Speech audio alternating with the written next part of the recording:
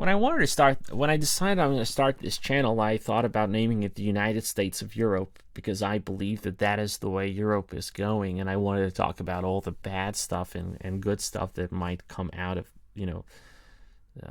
such a country. But then I realized that before Europeans actually move anywhere, they have to first confront everything that's wrong with Europe. And today I saw a story in the news that really moved me, and I thought about, hey, listen, that's it. I'm going to start this channel, and it's going to be called Everything Wrong with Europe. Well, what you see here is clearly, an Englishman, and he has his shield and his sword. He's definitely dressed up as a crusader, and it's a costume. He flew to Qatar to see a game, to see a match, and I don't know who match between who, but anyway, this police officer over here told him, hey, listen, we don't take kindly those of your kind around here. That definitely is offensive to our country, to our people. Your ancestors came here to, torch and loot and whatnot, and with those shields and swords. So you may leave. And this guy was like, hey, wait, what? Crusaders were spreading the word of God. And then this man responds, well, why do you need your sword? If that's the purpose, if that's what the Crusaders did. And then he's like, I don't know, self-defense. Look, my point here is that they definitely have a disagreement here, and there is they view history differently. They have different religion, probably. They have different traditions. They come from different backgrounds, and ultimately they live in different countries. So this guy's gonna say, hey, listen, this is my country, okay, and our rules apply over here, and you can just leave, okay. And well, this man comes from a kingdom, and this man also comes from a kingdom. And okay, that's pretty common that they have their collective identities and their disagreements.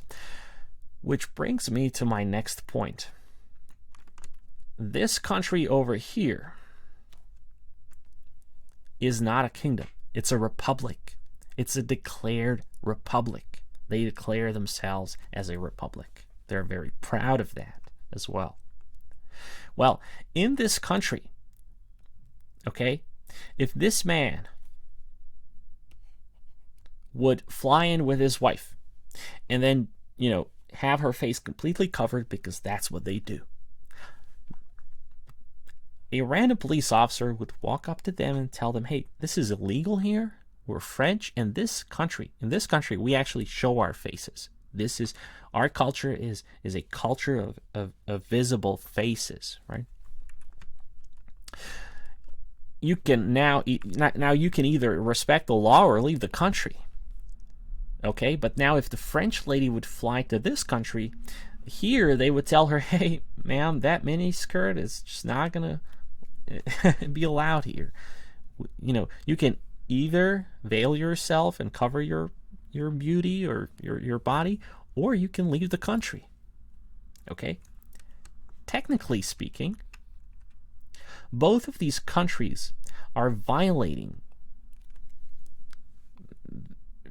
freedoms and rights, individual freedoms and rights of female humans in the same way. Okay, technically speaking, this republic, so-called republic, is violating human rights in the same way that Saudi Arabia does. Furthermore, one could argue that the Fourth Amendment would be violated in France because you don't have the right to cover your face anymore. There is no privacy. So not only they violate your right to dress as you want, they also violate your privacy. So maybe even more individual freedoms and rights technically are violated in France. And that brings me to my next point. In the name of what? Well, here, in the name of collective identity and their faith, they violate individual freedoms of female humans. And that's their collective identity, right? They have this collective identity in this country, and they say, well, we Saudi Arabians believe in that. This is our country. Those are our beliefs. This is our tradition, okay? And the French say pretty much the same thing. They say, well, this is France. We have our collective identity, the French identity, and we decide to violate her rights and her freedoms because that's our tradition, that's our collective identity. So that brings me to my next point. This is what a Republican form of government in Europe looks like. This is what they see as, this is what they call a republic. Now, why is that so? If we look at this man over here, he's the president. He's the Mr. President, and he's the president of a republic. But is it really a republic? If you look at the map over here, I'm going to try to explain a little bit about why these countries have such a wrong understanding of what it is and what it means to be a republic. To be a republic, a country where a republican form of government rules the country.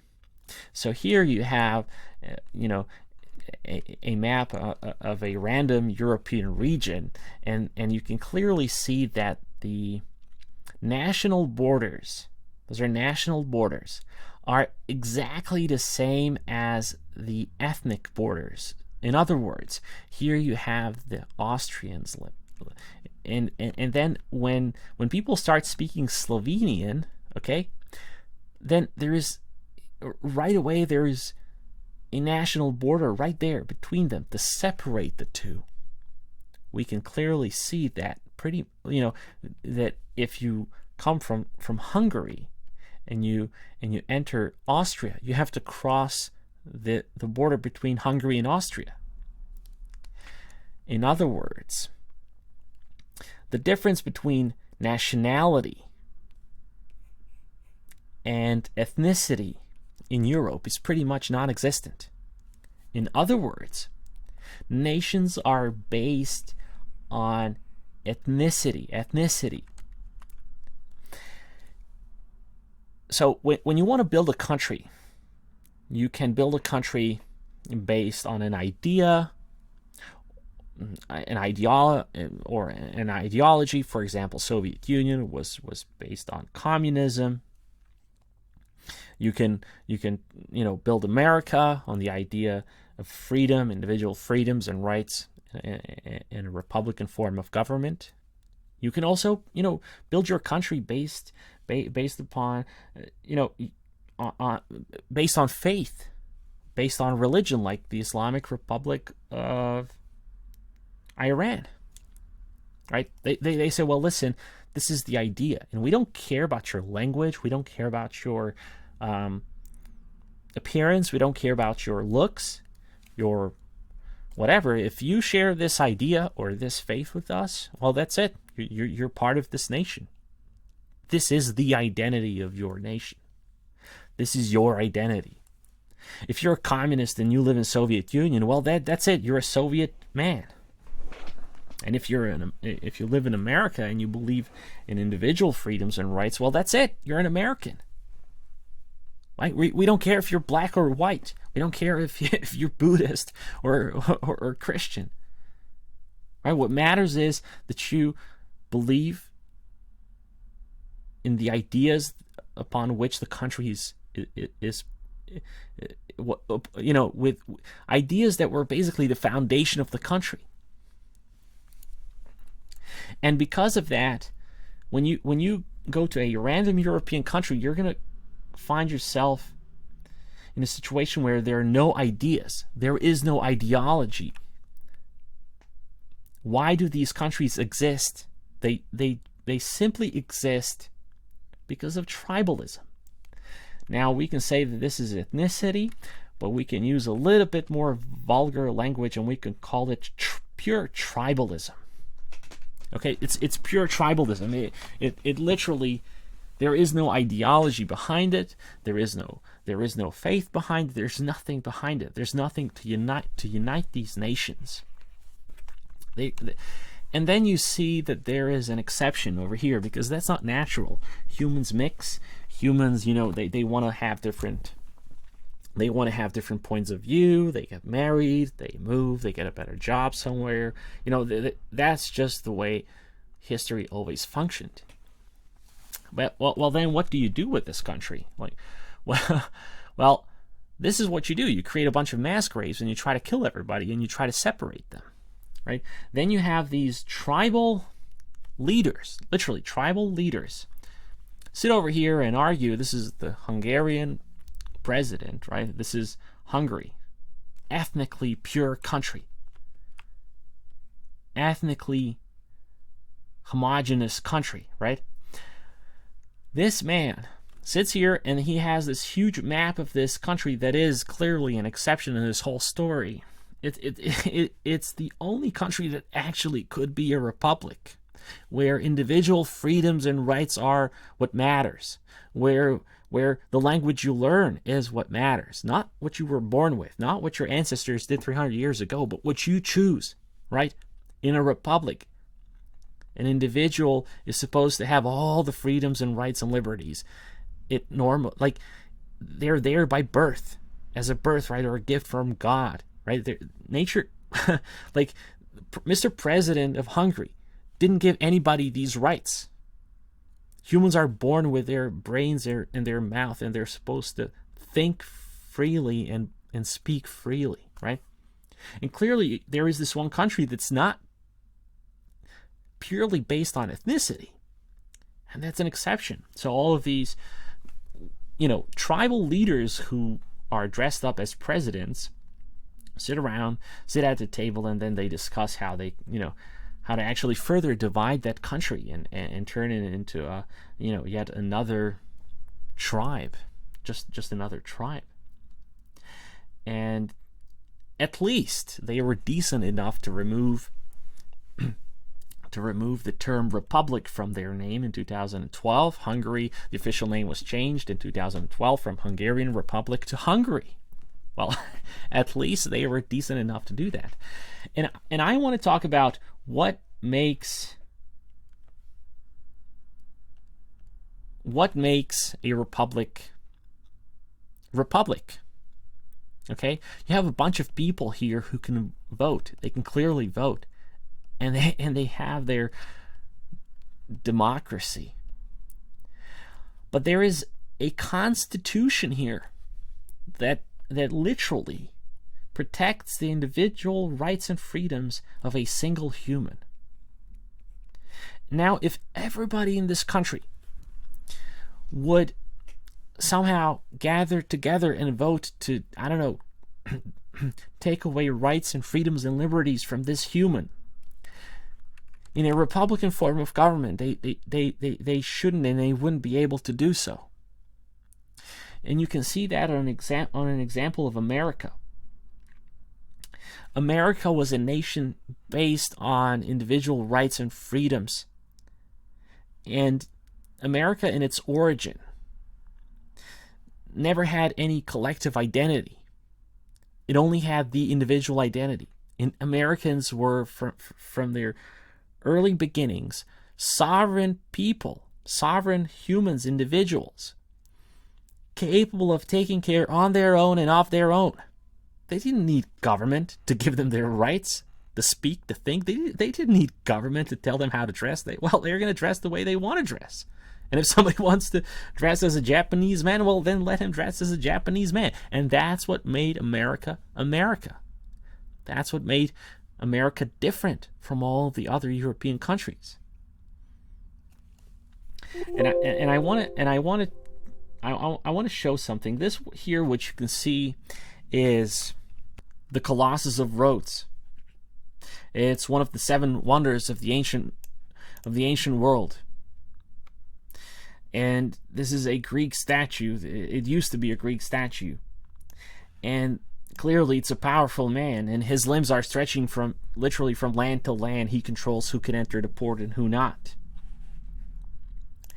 And the difference between America and Europe can be seen exactly in this statue over here, because Americans also have their statue, and it's called the New Colossus. This over here was the Greek Colossus. Well, this over here is the American Colossus, the New Colossus. And now I'm going to read this, and I'll try to simplify and explain what it means. I'll try to explain the meaning of the New Colossus, and so Europeans can somehow learn how to value human rights and freedoms more than their traditions and history. So it says right here, not like the brazen giant of Greek fame, with conquering limbs astride from land to land. Here at our sea-washed sunset gates shall stand a mighty woman with a torch, whose flame is the imprisoned lightning, and her name, Mother of Exiles. From her beacon hand glows worldwide welcome. Her mild eyes command the air-bridged harbor the Twin Cities frame. Keep, ancient lands, your storied pomp, cries she with silent lips. Give me your tired, your poor, your huddled masses yearning to breathe free, the wretched refuse of your teeming shore. Send these, the homeless, tempest-tossed, to me. I lift my lamp beside the golden door. Emma Lazarus. And that's what makes America, America. If there is an African man in America, if there is a Nigerian man, and then, well, you know what? He can speak his language. He can speak his local language if he wants to. If there is a Japanese man, then he can bring his faith, religion, and everything, his tradition and everything to America, and that becomes American. There is no constant collective identity. Let humans decide their identity, and let humans decide what they want to be. They should not be trapped in traditions and prisons of history and what happened 300 years ago, because ultimately that's not culture. That's just being trapped by an old culture that existed there 300 years ago. That doesn't mean that you're cultural. It doesn't mean that these people are cultural. If they're trapped and they don't do anything cultural on their own, they need to invent new music, rock and rap and hip hop, jazz and blues. You know, they have to create new movies, Hollywood movies. That's culture. That's something you do, something you create. And that's how I'm going to end this video right now. And I hope that Europeans don't get offended.